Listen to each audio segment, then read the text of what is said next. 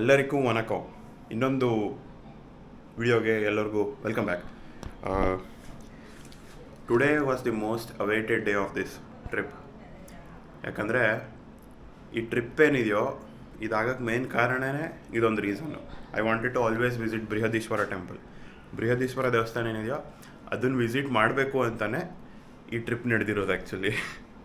ಅದೇ everything is revolving around this event.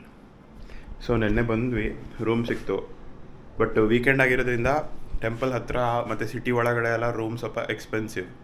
ಏನಿಲ್ಲಾದರೂ 2,500 ಅಂತನೆಲ್ಲ ಹೇಳ್ತಿದ್ರು, 1,900 2,000. But ಇಲ್ಲಿ ಬಾರ್ಗೇನ್ ಮಾಡಿ I got AC room for 800 rupees, which is enough. Clean ಇದೆ, ಅದು ಸಾಕು. ಅಷ್ಟೇ, AC ರೂಮ್ ಬೇರೆ ಪೀಸ್ಫುಲ್. ಈ ವೆದರ್ಗೆ AC ಬೇಕಪ್ಪ. ಹೋಗಲ್ಲ, ಪಂಚೆ ಹಾಕೊಂಡು ಗಾಡಿ ಓಡಿಸ್ಬೇಕು. ಉದುರಿಗಿರೋದ್ರೆ ಆರ್ಗಿರೋದ್ರೆ ಈ ಕಡೆ ತುರ್ಕೊಳ್ಳೋದ ನೀಟಾಗಿ.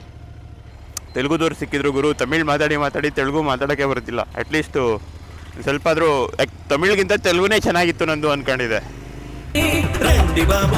ಅವ್ರ ಹತ್ರ ತೆಲುಗು ಮಾತಾಡೋಕೆ ಟ್ರೈ ಮಾಡ್ತಿದ್ವಿ, ತಮಿಳೇ ಬರ್ತಿದೆ. ಸರಿ, ಉದ್ದೇಶ ಟೆಂಪಲ್ ವಿಸಿಟ್ ಮಾಡಬೇಕು. ಇದೊಂದು ಟೆಂಪಲ್ಗೋಸ್ಕರ ಇದಿಡೀ ರೈಡು ಫಾರ್ಮ್ ಆಗಿರೋದು. ತಡ್ಕೊಳಕ್ಕಾಗ್ತಿಲ್ಲ ನೋಡೋಕ್ಕೆ. 1,000 ವರ್ಷ ಹಳೆ ದೇವಸ್ಥಾನ ಅದು. ಆ ಟೈಮಲ್ಲೇ ಆ ರೇಂಜ್ ಕಟ್ಟವ್ರೆ ಅಂದರೆ ದೇವಸ್ಥಾನನ. Imagine the power of Cholas. One of the most powerful kingdom ಅದು. ಕಿಂಗ್ಡಮ್ ಅಂತಿದ್ದೀನಿ, ಎಂಪೈರ್ ಅದು. ಚೋಳ ಎಂಪೈರ್, ಚೋಳಾಸ್, ಇಂಪೀರಿಯಲ್ ಚೋಳಾಸ್ ಅಂತ. ಬಟ್ ನಮ್ಮ ಟೆಕ್ಸ್ಟ್ ಬುಕ್ಕಲ್ಲಿ ಚೋಳಾಸ್ ಬಿಟ್ಟು ಮುಘಲ್ಸು, ಡೆಲ್ಲಿ ಸುಲ್ತಾನೇಟ್ಸು ಅದೇ ಜಾಸ್ತಿ ಆಗೋಗಿತ್ತು ಗುರು. ಬರೀ ಆಚೆಯಿಂದ ಬಂದು ಇನ್ವೈಟ್ ಮಾಡಿದವ್ರ ಬಗ್ಗೆನೇ ಹೇಳ್ಕೊಟ್ಟವ್ರೆ. ನಮ್ಮವ್ರು ಎಲ್ಲೆಲ್ಲಿ ಹೋಗಿ ಏನೇನು ಇನ್ವೈಟ್ ಮಾಡಿದ್ರು ಅಂತ ಹೇಳಿಲ್ಲ. ಚೋಳ ಎಂಪೈರ್ ನಿಮ್ಗೊಂದು ಸಣ್ಣ ಇದರಲ್ಲಿ ಹೇಳಬೇಕು ಅಂದರೆ ಅವ್ರು ಎಷ್ಟು ಪವರ್ಫುಲ್ ಇದ್ರು ಅಂದರೆ, ಇಲ್ಲಿಂದ ಹಿಡಿದು ಕೊರಿಯನ್ ಬಾರ್ಡರ್ ತನಕ ಅವ್ರದ್ದು ಎಂಪೈರ್ ಇತ್ತು. ಕೊರಿಯಾ ಏನಿದೆಯೋ ಅಲ್ಲಿ ತನಕ ಇಡೀ ಕೋಸ್ಟ್ ಲೈನ್ ಅವ್ರ ಅಂಡರಲ್ಲಿತ್ತು. ಹೇಳ್ತಾ ಹೋದರೆ ಬೇಜಾನ್ ಹೇಳ್ಬೋದು. ತಂಜಾವೂರು ಏನಿದೆಯೋ ಇವಾಗ ನಾವು ಇರೋ ಸಿಟಿ, ಚೋಳ ಎಂಪೈರ್ದು ಕ್ಯಾಪಿಟಲ್ ಸಿಟಿ ಆಗಿತ್ತು 1000 ವರ್ಷದ ಹಿಂದೆ. ಇಲ್ಲಿರೋಕ್ಕೆ ಒಂಥರ ಫಸ್ಟ್ ಟೈಮ್ ಅಲ್ವಾ, ಸೊ ಇಲ್ಲಿರೋಕ್ಕೆ ಒಂಥರ ಖುಷಿ, ಎಕ್ಸೈಟ್ಮೆಂಟ್ ಇದೆ.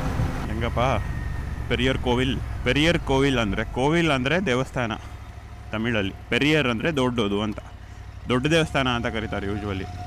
ಹಾಗಾಗಿ Periyar Kovil. Okay, big temple 2 kilometers ಇರುತ್ತೆ.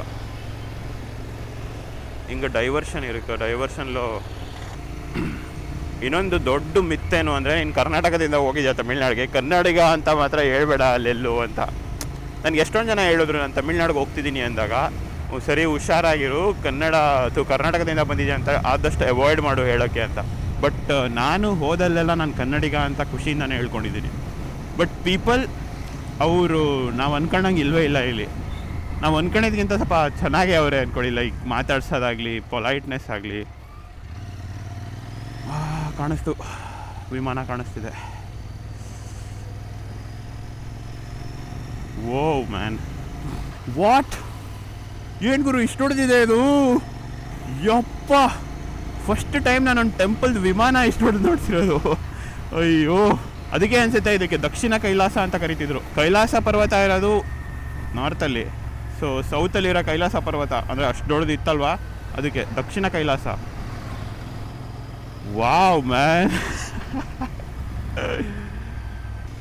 ಅಷ್ಟು ಗಾಡಿ ಪಾರ್ಕ್ ಮಾಡ್ಬಿಡ್ತೀನಿ ಗುರು. ಏನು ಗುರು ಹಿಂಗೈತೆ? ಆಯ್ತಾ, ಹಿಡಿದೀನಾ? ಬಿಸಿಲಲ್ಲಿರಬೇಕು ಗಾಡಿ ಕೊಂಚ.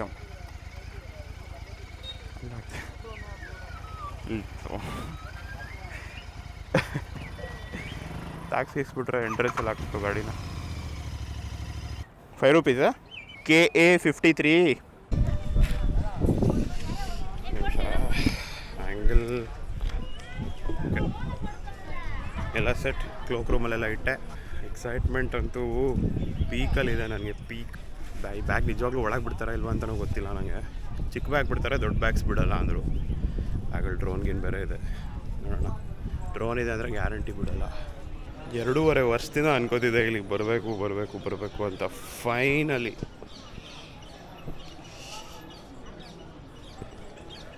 ವಾವ್. ಅದು ಬರೆದಿರೋದು ತಮಿಳಲ್ಲಿ ಶಿವ ಶಿವ ಅಂತ ಬರೆದಿದೆ. ತಮಿಳಲ್ಲಿ ಒಂದು ಚೂರು ಅರ್ಥ ಆಗುತ್ತೆ. ಧ ಶಿವ ಶಿ ವ ಶ ವ ಯ ಲ ಎಲ್ಲ ಸ್ವಲ್ಪ ಅರ್ಥ ಆಗುತ್ತೆ ಬರೆದಿರೋದು.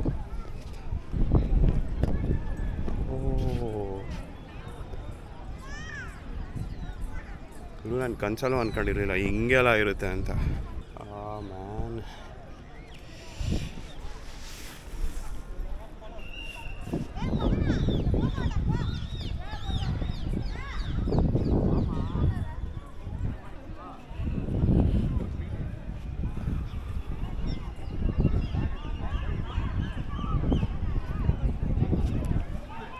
ಏನಾಗ್ತದೆ ಗೊತ್ತಿಲ್ಲ.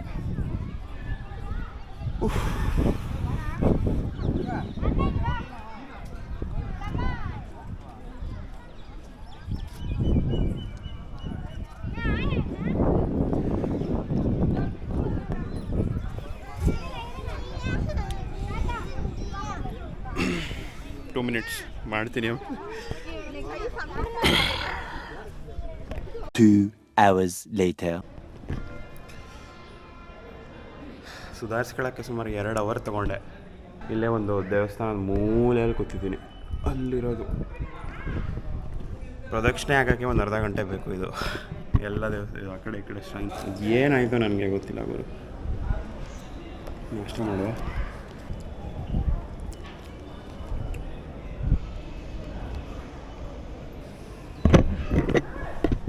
ತಿಂಡಿ ಮಾಡಿಕೊಂಡು ನೀಟಾಗಿ ಇನ್ ಡೀಟೇಲ್ ದೇವಸ್ಥಾನ ನೋಡಬೇಕು. ಶಾಕಲ್ಲಿದ್ದೀನಿ ನಾನು ಇನ್ನು. ಶಾಕಲ್ಲ, ಏನೂ ಗೊತ್ತಿಲ್ಲ ಇದು. ಇಲ್ಲಿ ಈ ಥರ ದೇವಸ್ಥಾನ ಸುತ್ತಲೂ 108 ಶಿವಲಿಂಗ ಇದೆ. ಎಲ್ಲ ಡೀಟೇಲಾಗಿ ಹೇಳ್ತಿದ್ದೀರಿ. ಸ್ವಲ್ಪ ಸುಧಾರಿಸ್ಕೊತೀನಿ ಇನ್ನು.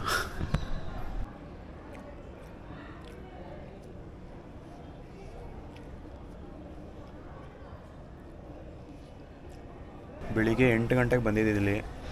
ಆಲ್ಮೋಸ್ಟ್ 12 ಗಂಟೆ ಟೈಮು. ಯಾವತ್ತೂ ಒಂದು ಸ್ಟ್ರಕ್ಚರ್ನ ನೋಡಿ ಇಷ್ಟೊಂದು ಕನೆಕ್ಟೆಡ್ ಆಗಿ ಅಥವಾ ಇಷ್ಟೊಂದು ಎಮೋಷ್ನಲ್ ಯಾವತ್ತೂ ಆಗಿಲ್ಲ ನಾನು. ಈ ದೇವಸ್ಥಾನದ ಬಗ್ಗೆ ಆದಷ್ಟು ಶಾರ್ಟಾಗಿ ಒಂದು ಇಂಟ್ರೋ ಕೊಡೋಕ್ಕೆ ಟ್ರೈ ಮಾಡ್ತೀನಿ. 1000 ವರ್ಷ ಹಳೆ ದೇವಸ್ಥಾನ ಇದು. 1010 ಇಸ್ವಿಯಲ್ಲಿ ಕಟ್ಟಿರುವಂಥ ದೇವಸ್ಥಾನ ಬೈ ರಾಜರಾಜ ಚೋಳ 1. ಅದರದ್ದು ವಿಮಾನನೇ ಏನಿದೆಯೋ 200 ಫೀಟ್ 217 ಫೀಟ್ ಉದ್ದ ಇದೆ. ಇಡೀ ದೇವಸ್ಥಾನ ಕಟ್ಟಿರೋದು ಗ್ರಾನೈಟ್ ಸ್ಟೋನಲ್ಲಿ. ಸುಮಾರು 1,30,000 ಟನ್ ಗ್ರಾನೈಟ್ ಯೂಸ್ ಮಾಡಿದ್ದಾರೆ. ಆಮೇಲೆ ಮೇಲೆ ಅದನ್ನು ಕಳಶ ಕಾಣಿಸುತ್ತಲ್ಲ ನಿಮಗೆ, ಆ ಸ್ಟೋನು ಅದೇ 80 ಟನ್ ಇದೆ. ಬಟ್ ಇದುವರೆಗೂ ಕ್ವಶನ್ ಏನಪ್ಪ ಅಂತ ಹೇಳಿದ್ರೆ, ಇಷ್ಟೊಂದು ಗ್ರಾನೈಟ್ ಎಲ್ಲಿಂದ ಬಂತು? ಬಿಕಾಸ್ ಇಲ್ಲಿ ಅಕ್ಕಪಕ್ಕ ಎಲ್ಲೂ ಗ್ರಾನೈಟ್ ಕ್ವಾರಿ ಇಲ್ಲ. ಅದು ಬಿಟ್ಟರೆ ಎಲ್ಲೋ ಆಚೆಯಿಂದ ಅದು ಹೆಂಗೆ ತಂದರೂ ಏನೂ ಐಡಿಯಾ ಇಲ್ಲ. ಇನ್ನು ಸೈನ್ಸ್ ಕುಡಂಟ್ ಆನ್ಸರ್ ದ್ಯಾಟ್. ಅದು ಬಿಟ್ಟರೆ 80 ಟನ್ನ ಅಷ್ಟು ಮೇಲೆ ತಗೊಂಡೋಗಿ ಹೆಂಗಿಟ್ರು? ಅದಕ್ಕೆ ಎಷ್ಟೊಂದು ಥಿಯರಿಗಳೆಲ್ಲ ಬಂದಿದೆ. ಥಿಯರಿ ಸೇಸ್ ದ್ಯಾಟ್ 6 ಕಿಲೋಮೀಟ್ರು ರ್ಯಾಂಪ್ನ ಕನೆಕ್ಟ್ ಮಾಡಿದರು ಆನೆ ಮತ್ತು ಬುಲ್ಸ್ಗಳ ಮೂಲಕ ಅಲ್ಲಿ ತನಕ ತೊಗೊಂಡೋದ್ರು ಅಂತ. But not proven yet. ಒಳಗಡೆ ದರ್ಶನಕ್ಕೆ ಮಾತ್ರ ಏನೂ ಪ್ರಾಬ್ಲಮ್ ಆಗೋಲ್ಲ ನಿಮ್ಗೆ ಇಲ್ಲಿ ಬಂದರೆ. ಯಾಕಂದರೆ 12 ಫೀಟ್ ಶಿವಲಿಂಗ ಇರೋದಲ್ಲಿ ಒಳಗೆ. ಸೊ ನೀವು ದೇವಸ್ಥಾನದ ಎದುರುಗಡೆ ನಿಂತ್ಕೊತಿದ್ದಾಗ ನಿಮ್ಗೆ ಶಿವಲಿಂಗ ಕಾಣಿಸ್ಬಿಡುತ್ತೆ. ಸೊ ನಾನು ಸ್ವಲ್ಪ ಉದ್ದ ಇರೋದ್ರಿಂದ ಅದೇನು ಪ್ರಾಬ್ಲಮ್ ಇಲ್ಲ, ಎಲ್ಲಿದ್ರೂ ಕಾಣಿಸ್ಬಿಡ್ತು. ಇದಕ್ಕೆ ಓಲ್ಡೆಸ್ಟ್ ಲಿವಿಂಗ್ ಟೆಂಪಲ್ ಅಂತಲೂ ಹೇಳ್ತಾರೆ. ಬಿಕಾಸ್ ಲಿವಿಂಗ್ ಟೆಂಪಲ್ ಅಂದರೆ ಮುಂಚೆ ಯಾವ ಥರ ಪರಂಪರೆ ಯೂಸ್ ಮಾಡ್ಕೊಂಡು ಪೂಜೆ ಗೀಜೆ ಮಾಡ್ತಿದ್ರು, ಇದುವರೆಗೂ ಅದೇ ಮಾಡ್ತಿರೋದು. ಸೊ ಈ ಟೆಂಪಲಲ್ಲಿ ಇದುವರೆಗೂ ಅದೇ ಪದ್ಧತಿಗಳನ್ನೇ ನಡೆಸ್ತಾ ಇದ್ದಾರೆ 1000 ವರ್ಷದಿಂದ. ಇನ್ನೊಂದು ಒನ್ ಆಫ್ ದಿ ತಲೆ ಸೈಕಾಗೋಗೋ ವಿಷಯ ಏನು ಅಂದರೆ, ಸುಮಾರು ಎಷ್ಟೊಂದು ನ್ಯಾಚುರಲ್ ಕಲಾಮಿಟೀಸ್, ಅರ್ತ್ಕ್ವೇಕ್ಸ್ ಎಲ್ಲ ಬಂದರೂ ಟೆಂಪಲ್ಗೆ ಏನೂ ಆಗಿಲ್ಲ. ಬಟ್ ಈ ಟೆಂಪಲ್ಗೆ ಫೌಂಡೇಶನ್ನೇ ಯೂಸ್ ಮಾಡಿಲ್ಲ, ಬರೀ ನೆಲದ ಮೇಲೆ ಕಟ್ಟಿರೋವಂಥದ್ದು ಇದು. ಇದೆಲ್ಲ ನೋಡಿದರೆ ಸ್ವಲ್ಪ ವಿಚಿತ್ರ ಅನಿಸುತ್ತೆ, ಆವಾಗಿನ ಕಾಲದ ಆರ್ಕಿಟೆಕ್ಚರು. ಅದು ಬಿಟ್ಟರೆ ಅದು ಏನು ಗೋಪುರ ಕಾಣಿಸುತ್ತಲ್ಲ ನಿಮಗೆ, ಗೋಪುರ ಅಂತೀನಿ, ವಿಮಾನ, ಒಂದೇ ಒಂದು ತೊಟ್ಟು ಸಿಮೆಂಟ್ ಥರ ಏನು ಯೂಸ್ ಮಾಡಿಲ್ಲ ಅಲ್ಲಿ. ಎಲ್ಲ ಇದು ಕಲ್ಲುಗಳು ಕೆತ್ತನೆ ಒಂಥರ ಪಝಲ್ ಥರ ಕೆತ್ತನೆ ಮಾಡಿ ಎಲ್ಲ ಇಂಟರ್ಲಾಕಿಂಗ್ ಮಾಡಿ ಅದನ್ನೆಲ್ಲ ಇಂಟರ್ಲಾಕಿಂಗ್ನ ಹಿಡ್ಕೊಳ್ಳೋಕ್ಕೆ ಮೇಲೆಗಡೆ ಆ ಕಲ್ಲನ್ನ ಕುಳಿಸಿರೋದು 80 ಟನ್ ಕಲ್ಲನ್ನ. So this is about Brihadeeswara temple.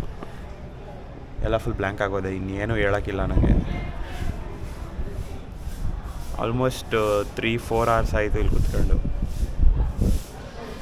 ಇನ್ನೂ ಸಮಾಧಾನ ಆಗಿಲ್ಲ. ಇನ್ನು ನನಗೂ ಆಮ್ಲೆಟ್ ಹಾಕ್ಬೋದು ಇದ್ರ ಮೇಲೆ. ಹೋದ್ರು ಸದ್ಯಕ್ಕೆ ರೂಮ್ಗೆ ಹೋಗೋಣ, ಸ್ವಲ್ಪ 1 hour ರೆಸ್ಟ್ ಮಾಡಿ ಮತ್ತು ಸಾಯಂಕಾಲ ಫೋರ್ಟ್ ನೋಡಿಕೊಂಡು ರಾತ್ರಿ ಲೈಟಿಂಗ್ ನೋಡೋಕೆ ಬರೋಣ. ಮತ್ತು ಟೆಂಪಲ್ದು ಲೈಟಿಂಗ್ ಸಖತ್ತಾಗಿರುತ್ತಂತೆ. ನೋಡಿದ್ರಲ್ಲ, ಇದೆ ನಮ್ಮ ಬೃಹದೀಶ್ವರ ಟೆಂಪಲ್. ಲೈಫಲ್ಲಿ ಒಂದ್ಸಲ ಆದರೂ ನೀವು ಬರಲೇಬೇಕಾಗಿರೋಂಥ ಜಾಗ. ಇಷ್ಟೊಂದೆಲ್ಲ ನೋಡಿದ್ವಲ್ಲ, ಇಷ್ಟು ಇಂಟ್ರಿಕೇಟ್ ಕಾರ್ವಿಂಗ್ಸು, ಅಷ್ಟು ದೈತ್ಯಾಕಾರದ ವಿಮಾನ ಕಟ್ಟಕ್ಕೆ ಬರೀ 7 ವರ್ಷ ತಗೊಂಡಿರೋದು. ಹೇಳಿದ್ರೆ ಹೇಳ್ತಾನೆ ಹೋಗ್ತೀನಿ, ಅದಕ್ಕೆ ಸುಮ್ಮನೆ ಸ್ವಲ್ಪ ಬೇಸಿಕ್ಕಾಗಿ ಹೇಳ್ಬಿಟ್ಟು ಮುಗಿಸ್ಬಿಡಿ ವೀಡಿಯೋದಲ್ಲಿ. ಹೋಟೆಲ್ಗೆ ಹೋಗಿ ಸ್ವಲ್ಪ ಫ್ರೆಶ್ ಆಗಿ ವ್ಲಾಗ್ಸ್ ಎಲ್ಲ ಸ್ವಲ್ಪ ಸೆಗ್ರಿಗೇಟ್ ಮಾಡಬೇಕು ವೀಡಿಯೋಗಳನ್ನ. ಇಲ್ಲ ನನ್ನ ಜೀವನದಲ್ಲಿ ಎಡಿಟ್ ಮಾಡೋಕ್ಕೋಗಲ್ಲ, ಮತ್ತು ಅಷ್ಟು ವೀಡಿಯೋಗಳಾಗ್ಬಿಟ್ಟಿದೆ. ಸೆಗ್ರಿಗೇಟ್ ಮಾಡಿ ಫೋಲ್ಡರ್ಸ್ನೆಲ್ಲ ಸಪ್ರೇಟಾಗಿ ಮಾಡಿ, ಅದೆಲ್ಲ ರಾತ್ರಿನೇ ಮಾಡಬೇಕಿತ್ತು, ರಾತ್ರಿ ಬೇಗ ಮಲ್ಕೊಬಿಟ್ಟೆ. ಆಮೇಲೆ ಫೋರ್ಟು, ಪ್ಯಾಲೇಸು, ಲೈಬ್ರರಿ ಏನೇನೋ ಇದೆಯಂತೆ ಟೂರಿಸ್ಟ್ ಸ್ಪಾಟ್. ಅದು ಸೈಟ್ ಸೀಯಿಂಗ್ ಟೈಪ್ ಒಂದು ಸೈಟ್ ಹಾಕೊಂಡು ಹೋಗೋದ. ಊಟ ಬೇರೆ ಮಾಡಿಲ್ಲ, ಕರೆಕ್ಟು ಊಟ ಮಾಡಬೇಕು. ಬಟ್ ತಮಿಳ್ನಾಡಲ್ಲಿ ಬೆಸ್ಟ್ ಪಾರ್ಟ್ ಏನು ಗೊತ್ತಾ, ಎಲ್ಲಿ ಹೋದರೂ ಫುಲ್ ಮೀಲ್ಸ್. ನಿಮಗೆ ಏನೊಂದು 100 ರೂಪಾಯಿ ಇರುತ್ತೆ ಪರ್ ಪ್ಲೇಟು, ಅನ್ಲಿಮಿಟೆಡ್. ಟೇಸ್ಟು ಹಂಗೆ ಸೈಕಾಗಿರುತ್ತೆ. ಸ್ವಲ್ಪ ಖಾರ ಜಾಸ್ತಿ ಇಲ್ಲಿ, ಬಟ್ ಪರವಾಗಿಲ್ಲ. ಹಿಂಗೆ ಹೋಯ್ತಾ ಇದ್ದೆ, ಅತ್ತಿ ಕೆಫೆ ಅಂತ ಕಾಣಿಸ್ತು. ಅತ್ತಿ ಕೆಫೆ ಇದು ನಮ್ಮ ಸ್ಪಾಟ್. ಕನ್ನಡದವರು ಅನಿಸುತ್ತೆ, ಅದಕ್ಕೆ ನಿಲ್ಲಿಸಿದೆ. ಯಾವ ಕನ್ನಡದವರು ಅಲ್ಲ ಗುರು, ಇಲ್ಲಿ ಅವರೇ ಯಾರೋ ಸುಮ್ಮನೆ ಹೆಸ್ರು ಹಾಕೊಂಡಿರೋದಷ್ಟೇ, ಇದು ನಮ್ಮ ಕೆಫೆ ಅಂತ. ಅಲ್ಲಿ ಹೋಗಿ ನೋಡ್ತೀನಿ, ಎಲ್ಲ ಬ್ಲೇಡು. ದೇವ್ರೆ, ಏನು ಗುರು ರೇಟ್ ಅದು ಅಲ್ಲಿ. ಸುಮ್ಮನೆ ಹೋಗಿದ್ದೀವಲ್ಲ ಅಂತ ಒಂದು ಮಿಲ್ಕ್ ಶೇಕ್ ಕುಡ್ಕೊ ಬಂದೆ. ಖುಷಿಯಾಗೋಯ್ತು. ಆದರೂ ನನಗೆ ಇದು ನಮ್ಮ ಕೆಫೆ ಅಂತ ತಮಿಳ್ನಾಡಲ್ಲಿ ನೋಡಿದ್ದು. ಅದು ಈ ಥರ ಹಾರ್ಡ್ ಕೋರ್ ತಮಿಳ್ನಾಡಲ್ವಾ ಇದು ಸೆಂಟರು. ನಮ್ಮ ಶಿವಮೊಗ್ಗ ಹೆಂಗೆ ಒಂಥರ ಹಂಗೆ ಇದು. ಹೋಗ್ಬೇಕಾದ್ರೆ ಅಷ್ಟು ಹತ್ತಿರ ಇತ್ತಲ್ಲ, ಏನಕ್ಕೆ ಇಷ್ಟು ದೂರ ಅನ್ನಿಸ್ತಿದೆ ಅಂತ. ಸಿಟಿಯಿಂದ ಆಚೆನೇ ಹೋಗ್ತಿದ್ದೀನಿ ನಾನು ಹೈವೇಗೆ. ಅಯ್ಯೋ, ಓವರ್ ಕಾನ್ಫಿಡೆನ್ಸ್ ಇದ್ದರೆ ಇದೇ ಆಗೋದು. ಎಲ್ಲ ಒಂದು ರೋಡ್ ಮಿಸ್ ಮಾಡಿಬಿಟ್ಟಿದ್ದೀನಿ, ಎಲ್ಲಿ ಅಂತ ಗೊತ್ತಾಗಿಲ್ಲ. ಬಟ್ ಸ್ಟಿಲ್ ಅದು ಎಲ್ಲಿ ರೋಡ್ ಮಿಸ್ ಆಗಿದೆ ಅಂತಲೂ ಗೊತ್ತಾಗಿಲ್ಲ ನನಗೆ. ಏನು ಇನ್ನೂ ಬಂದಿಲ್ವಲ್ಲ ಅಂತ ನೋಡಿದ್ರೆ ಸುಮಾರು ಒಂದು 6 ಕಿಲೋಮೀಟ್ರ್ ಆಚೆ ಬಂದುಬಿಟ್ಟಿದ್ದೀನಿ ಆಲ್ರೆಡಿ. ಸಿಕ್ಕಾಪಟ್ಟೆ ಬಿಸಿ ಕಣಪ್ಪ ತಮಿಳ್ನಾಡು.